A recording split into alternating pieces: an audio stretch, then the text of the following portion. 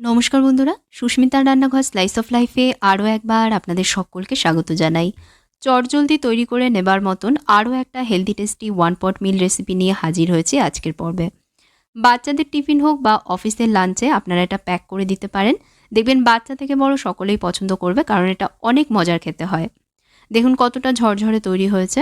আপনারাও যদি ছোট ছোট কিছু স্টেপস আর ট্রিক্স ফলো করে বানান, তাহলে দেখবেন এরকমই ঝরঝরে আপনাদেরটাও তৈরি হবে। ভিডিওতে সেই সমস্ত টিপস ও ট্রিক্সগুলো আমি শেয়ার করেছি, সেজন্য শেষ অবধি ভিডিওটা দেখবার অনুরোধ রইল। আশা করছি ভালো লাগবে আজকের ভিডিওটা। তাহলে দেখে নিন আমি কিভাবে তৈরি করছি আজকের রেসিপিতে। রান্নাটা করবার জন্য আমি এখানে নিয়েছি 3 cup long grain basmati rice. তবে এই রান্নাটা আপনারা রোজকার রান্নায় ব্যবহার করা স্টিম রাইস দিয়েও করতে পারেন। যে কোনো ভালো কোয়ালিটির স্টিম রাইস দিয়ে রান্নাটা করা যাবে।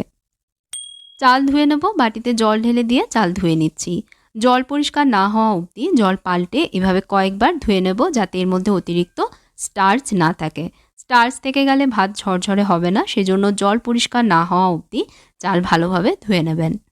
আমি বেশ কয়েকবার জল পাল্টে চাল ধুয়ে নিয়েছি। এবার চাল জলে ভিজিয়ে রাখবো। কমপক্ষে 10 থেকে 15 মিনিট ভিজিয়ে রাখতে হবে। বাটিতে জল ঢেলে দিয়ে চাল আমি জলের মধ্যে ভিজিয়ে রাখছি। একটা ননস্টিক কড়াইতে 2 টেবিল স্পুন তেল গরম করে নিচ্ছি। যে কোনো রান্নার তেলে রান্নাটা করা যাবে, আমি সাদা তেলে করছি। তেল হালকা গরম হলেই দিয়ে দিচ্ছি এর মধ্যে মাশরুম। 200 গ্রাম মাশরুম রয়েছে, আমি এখানে ওয়েস্টার মাশরুম নিয়েছি। মাশরুমের যে কোনো টাইপ, যেমন বাটন মাশরুম বা অন্য কোনো মাশরুম দিয়েও আপনারা রান্নাটা করতে পারেন। জলে এগুলোকে ধুয়ে নিয়ে জল ঝরিয়ে রেখেছি। এখন কড়াইতে দিয়ে ভেজে নিচ্ছি। ভালোভাবে ভাজতে হবে। দেখবেন ভাজতে ভাজতে একসময় এর থেকে জল ছেড়ে দেবে। জল না ছাড়া অবধি হাই আছে এগুলোকে আমি ভাজছি। হাই আছে মোটামুটি 2-3 মিনিট ভাজতেই দেখুন এর থেকে বেশ অনেকটা জল ছেড়েছে। এখন এর মধ্যে অল্প নুন দিয়ে দিচ্ছি। নুন দিয়ে আরও একটু সময় এগুলোকে ভাজবো।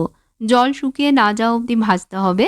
আর এইভাবে করে ভাজলে দেখবেন মাশরুমে যে একটা গন্ধ থাকে সেটাও চলে যাবে, আর খেতেও লাগবে এটা একদম মাংসের মতন। নুন দেওয়ার পর আরও 2-3 মিনিট ভেজেছি। জল শুকিয়ে গেছে আর মাশরুমের রঙও দেখুন চেঞ্জ হয়ে সাদা থেকে এখন হালকা বাদামি হয়ে গেছে। ঠিক এইভাবে করে এগুলোকে ভেজে নেবেন। ভাজা মাশরুমগুলো অন্য একটা পাত্রে তুলে নিয়ে কড়াইতে দিয়ে দিচ্ছি 1 টেবিল স্পুন বাটার। বাটারের ফ্লেভার এই রান্নাটার স্বাদ বাড়িয়ে দেয়, তাই অবশ্যই একটু বাটার অ্যাড করবেন।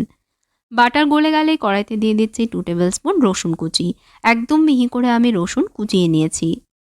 সাথে দিয়ে দিলাম 2টো চেরা কাঁচা লঙ্কা। রসুনে হালকা বাদামি রং না আসা অবধি ভেজে নিচ্ছি।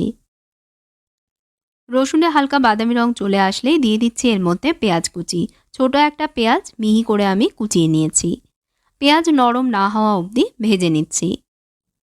1-2 মিনিট ভেজেছি, পেঁয়াজ নরম হয়ে মজে গেছে। এবার দিয়ে দিচ্ছি এর মধ্যে কুচনো কিছু সবজি। সবজির মধ্যে আমি নিয়েছি এখানে গাজর, বিনস আর ক্যাপসিকাম। সব সবজিগুলোকে মিহি করে কেটেছি। 3টে সবজি মিলিয়ে টোটাল 1/4 কাপ সবজি এখানে রয়েছে। তবে সবজির পরিমাণ কিন্তু আপনারা নিজেদের মতন কম বেশি করে নিতে পারেন। এখন সবজিগুলোকেও কড়াইয়ের মধ্যে দিয়ে এগুলোকে ভেজে নিচ্ছি। খুব বেশি কড়া করে ভাজবেন না, জাস্ট হালকা ভেজে নেবেন, যাতে সবজির ক্রাঞ্চি ভাবটা বজায় থাকে। আর বন্ধুরা, মনে করিয়ে দিই, ভিডিওটা যদি আপনাদের ভালো লাগে প্লিজ ভিডিওতে একটা লাইক দেবেন, শেয়ার এবং কমেন্টস করবেন। আর পরবর্তী রেসিপি দেখতে অবশ্যই আমার চ্যানেলে সাবস্ক্রাইব করবেন। কোনো নতুন রেসিপি যাতে মিস না হয়ে যায় সেই জন্য সঙ্গে থাকা বেল আইকনে প্রেস করবেন। আর যদি ফেসবুক পেজে দেখেন, পেজে ফলো করে নেবেন। ভাজবার সময় সবজির মধ্যে অল্প নুন দিয়ে আমি 2-3 মিনিট সবজিগুলোকে ভেজেছি। এবার ধুয়ে জল ঝরিয়ে রাখা চাল এর মধ্যে দিয়ে দিচ্ছি। স্বাদ মতন দিয়ে দেবো এর মধ্যে নুন। অবশ্যই আপনারা নিজেদের স্বাদ অনুযায়ী দেবেন। আমি আমার স্বাদ অনুযায়ী এর মধ্যে নুন দিচ্ছি। ভাজা মাশরুমগুলো এবার এর মধ্যে দিয়ে দিচ্ছি। সব ভালোভাবে একবার মিশিয়ে দিয়েই এর মধ্যে দিয়ে দেব জল।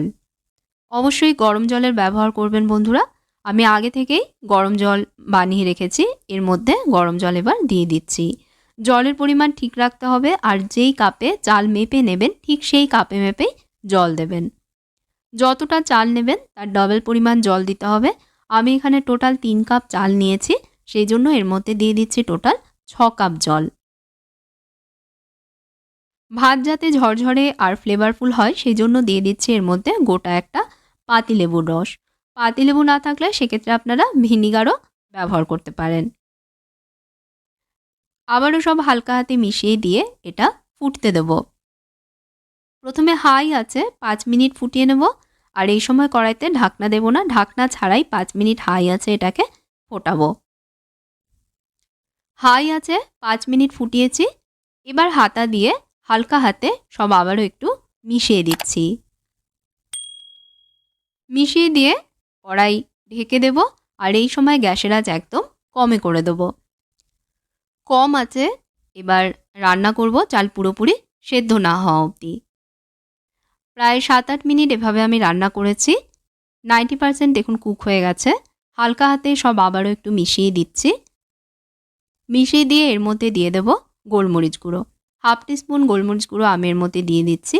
গোলমরিচ ছাড়া আর কোনো মশলাই কিন্তু এই রান্নাতে দেব না। প্রায় বিনা মশলার কম ঝামেলার চটজলদি একটা প্রিপারেশন, অথচ খেতে হয় দারুণ টেস্টি। অবশ্যই রেসিপিটা ট্রাই করে দেখবেন বন্ধুরা, আশা করছি আপনাদেরও ভালো লাগবে। গোলমরিচ গুঁড়ো দেবার পর সব আবারও মিশিয়ে নিয়ে গ্যাস বন্ধ করে দিয়ে আলগাভাবে এটা ঢাকা দিয়ে 10 মিনিট স্ট্যান্ডিং টাইমে রেখে দেব। 10 মিনিট পর দেখুন একদম ঝরঝরে হেলদি টেস্টি 1 পট মিল রেডি পরিবেশনের জন্য। দুর্দান্ত স্বাদের কম ঝামেলার কম মশলার এই রান্নাটা অবশ্যই একবার করে দেখবেন বন্ধুরা। একবার বানিয়ে খেলে দেখবেন আবারও বানাবেন। আর ভালো লাগলে ভিডিওতে প্লিজ একটা লাইক দেবেন, চ্যানেলে অবশ্যই সাবস্ক্রাইব করবেন আর আমার ফেসবুক পেজে ফলো করতে ভুলবেন না। তাহলে আজকের মতন বিদায় নিচ্ছি। আপনারা ভালো থাকবেন, ভালো রাখবেন। ধন্যবাদ।